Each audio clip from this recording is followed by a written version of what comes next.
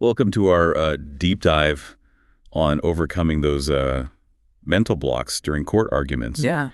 Tomorrow is your big day, and we're here to help you, really crush it. Yeah, absolutely. We'll be taking a look at some really fascinating research and expert analysis, all based on your own reflections. And those mental blocks that just creep up when the pressure's on. Oh, yeah. It's completely natural to feel that way in a courtroom, but we're going to explore why that is and how to shift that mindset away from seeking validation and into, being a powerful advocate. Yeah, like getting back to the basics of achieving the best possible outcome for your client. Yeah. And you mentioned that you find your focus can shift towards, seeking the judge's approval. It's incredibly common, actually. Even seasoned attorneys experience a huge spike in cortisol levels when they enter a courtroom. It's like a primal response. So we're hardwired to seek validation even when we're the ones presenting an argument. Exactly. And the courtroom setting just amplifies those feelings, but it gets really interesting when you realize that desire for approval comes from deeper psychological needs. Like professional pride or even just affirming your own competence. Right. So instead of crafting the best argument you can, you get caught up in trying to impress the judge.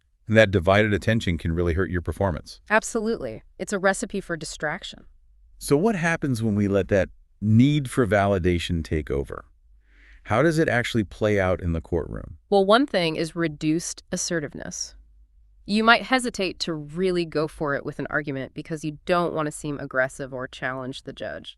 So instead of advocating for your client, you end up sort of tiptoeing around the issues. Yeah, unfortunately. It can also lead to divided attention, where you're constantly watching the judge's reactions instead of focusing on your argument. Like you can't really do two things at once effectively. What a perfect analogy. And it can really affect your ability to think on your feet and respond to unexpected questions or challenges. Like your brain is in overdrive. Exactly. And lastly, that external focus can lead to you overcompensating in your delivery. You might use overly complex language. So it's not about style, it's about substance. Precisely. The good news is that by understanding this, we can start to break free from this validation-seeking mindset and really take back our power as advocates. That's great to hear. Yeah. How do we start to make that shift? Like move away from needing that approval to really serving our clients' needs? That's a great question, and that's what we're going to get into in the next part of our deep dive. Sounds good. We'll be sharing some practical techniques, research-backed strategies, and examples to help you feel more confident and ready. Okay, fantastic. I'm looking forward to it. Me too.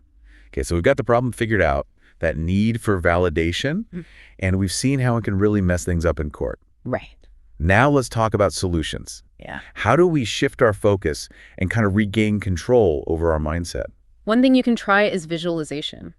So before you go into the courtroom, close your eyes and really picture yourself getting the best outcome for your client. Like imagine them winning the case. Exactly. See, feel it. Remember that success isn't about getting praise from the judge.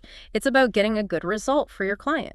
So detaching from needing approval and focusing on your client's goals. Right. And as you're visualizing that success, use positive self-talk. Oh, okay. Like repeat a mantra to yourself, like, I'm here to serve my client's interests with clarity and precision. That's a good one. It's like a little confidence booster. Exactly.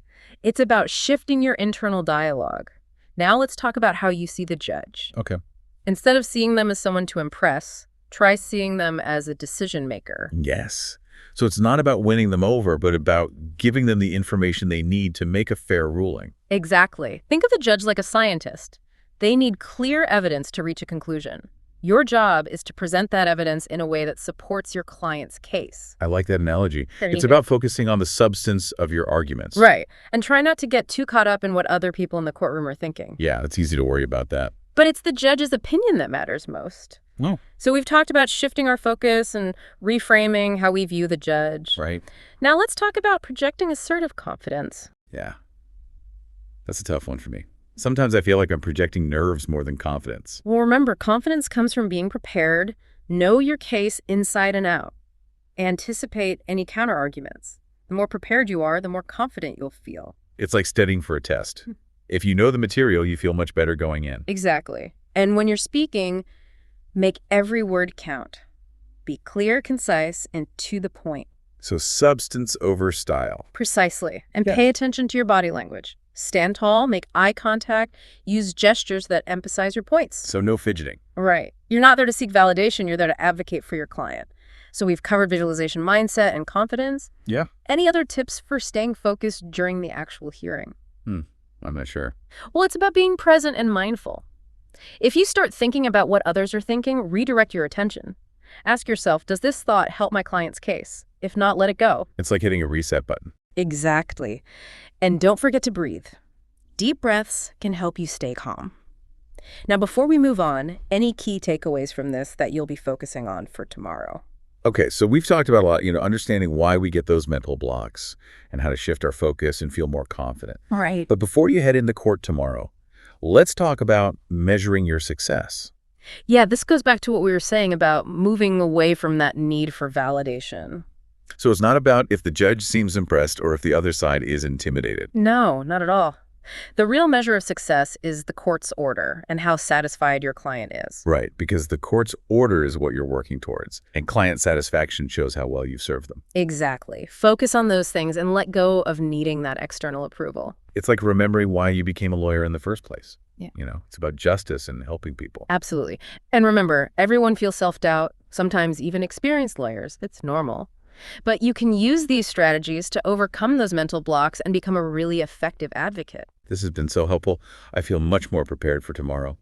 Any last words of wisdom? Just remember to keep your focus on your client's needs. That will give you confidence and let your skills shine. Trust your preparation, believe in yourself, and let your passion for justice guide you. Thank you so much for sharing your expertise with us today. This has been incredibly valuable. It was my pleasure. Remember, you have the power to be a great advocate. Go make a difference. I will. And to all our listeners out there, best of luck with your upcoming cases. We know you're going to do great.